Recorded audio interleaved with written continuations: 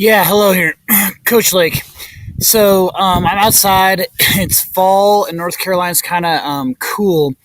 But this week, I've been thinking a lot about a post I wrote regarding motivation, and I got a fairly decent response by it. So I figured I'd make a video kind of talking about motivation, how important motivation is in anything you do. You look at successful people in business, in sports, art, fitness, my niche, personal training, you all see this.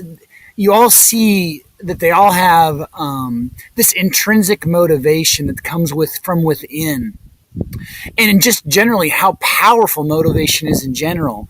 And the story that best illustrates this is there's this cross country coach by the name of Mike Faulkner, and he had a runner who refused to run up hills. Now, why were they in cross country if they refused to run up hills?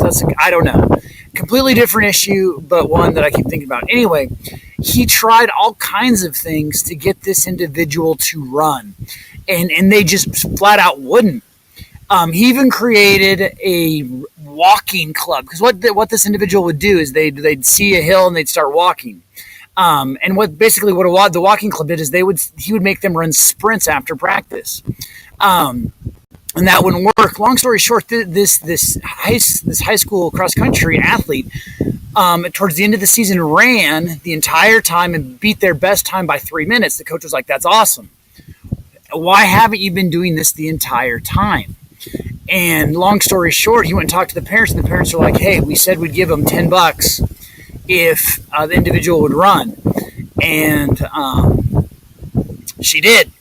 So what that shows is motivation is an extremely powerful tool. If we can motivate others and if we can motivate ourselves, we can accomplish great things. So the question is, what motivates you?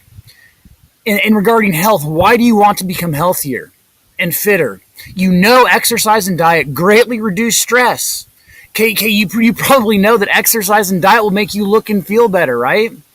And you know that your life will become easier if you become stronger. You pick something up, you pick up the potato sacks, you're like, "Oh my word, that's so much easier, I don't hurt." So if you know the above cognitively, what is holding you back? Okay, if you don't apply what you know, you're never going to change. So you need to ask yourselves maybe some of the opposite questions. What's holding you back? Why do you prefer your current lifestyle? Why would you rather be tired and out of shape? Why would you rather eat out of boredom than go on a simple walk? Why do you prefer to look like fill in the blank than change? Okay, I agree. This is tough love, but if you aren't trying to get better, you will never change. Okay, so I kind of called you out on that. Well, what about me? What keeps me motivated? Not only in my fitness goals, but also in what I'm doing. And in short, it's my wife and kids that they motivate me. I want to be the best version of myself for them. I don't want to be a dad who can't go outside with his kids because he's too tired or too lazy or just wants to be on TV. I don't want to be a bad dad who won't practice shooting baskets, hitting, throwing, whatever it is because I'm out of shape. Also, I want to be around when my kids have kids, Lord willing. However, sometimes I too want to end my kids because they're kind of cray-cray. In short, what motivates you? Okay. So some interesting statistics on this. There's this guy from the University of Georgia named Rod Dishman, PhD, and he's the director of the Behavioral Fitness Laboratory.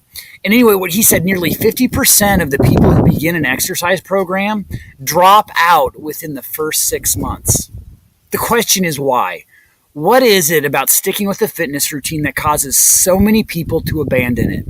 And the answer is the theme I've been talking about, motivation. They don't want health and fitness badly enough. It is a simple fact of human psychology that if we want something badly enough, we'll do whatever we can to get it, to make it happen. Okay, you intrinsically know this to be true. If a doctor told you that you had a fatal disease and to keep breathing you had to take a pill, one at 5 a.m. and the other at 5 p.m., you know you would put steps and action plans in place to ensure that happened.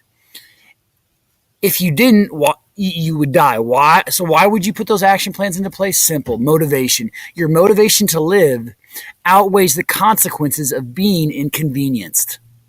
So the question is, why don't you want health and fitness badly enough?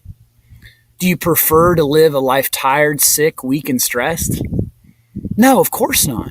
Okay, you want more out of your life. You want to leave a mark and positively affect your family, your friends, and your community. As I believe pretty much everyone does. Your challenge is to find out what motivates you and to get serious about fitness and to stick with it. So, how do you unlock your motivation? So just like Mike Fromner's student found out that money was the motivation she needed to push her out of her comfort zone and into a commitment that she previously hadn't been interested in,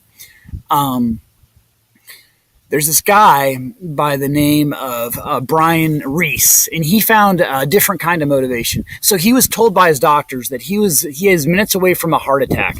So Brian decided to fight back. Even though he had not been in a gym in nearly 30 years, he turned his life around and eventually became a finisher in the Arizona Ironman competition. If you want to read that story, he actually wrote a book. It's entitled "You Are an Ironman: How 6 Weekend Warriors Chased Their Dream of Finishing the World's Toughest Triathlon." It was, but anyway, so you do not have to be part of that 50% who quit. Okay, you can stay committed and finish strong. It's all about finding what motivates you personally. Here are some motivators for you, or can be. Okay, there's 4. Number 1, do it for your health. Consistent exercise and healthy eating are the 2 very best things you can do for your health. You will develop a strong, healthy heart, reduce your chances of many kinds of cancers, prevent diabetes, keep a sharp mind, and resist dementia, and avoid many of the common ailments that come with aging. So it is possible to age without decay. And the key to this is exercise and eating well. 2, do it to look better. Appearance isn't everything, I'll be the first to say that, but most of us care about how we look. A strong and healthy person just looks good. And it isn't all physical. Your demeanor will change as you develop the confidence that comes from the discipline of fitness. You will appear more energetic and confident because you will be more energetic and confident. 3, do it to relieve stress. Really, it isn't a cliche. Exercising really does cause physical changes in your brain and in your nervous system that results in feelings of calmness and well-being. In fact, you may get so hooked on the mental benefits of exercise that you will crave it. Honestly, like I do. Ask my wife. And 4, do it to be strong. If you have never done focused weight training, then you literally have no idea of the total transformation that you will feel just after a few weeks. There is nothing like bending over to pick something up that normally results in discomfort, strain, and even pain, only to find out that it is a piece of cake. And by getting strong now, you reduce your risk of age-related falls and fractures because you have the core strength and balance to keep yourself stable. So it is worth taking the time to discover the powerful motivators in your life. Don't worry about bribing yourself. Do what it takes to get yourself moving. Find out what makes sweating worth it. Find out what you want more than that brownie that keeps impeding you. Your health is at stake. In fact, your very life is at stake. It's time to transform yourself. All right. Coach Lake, it's a little bit just talking about motivation. So what's more important than a brownie? In my opinion, life.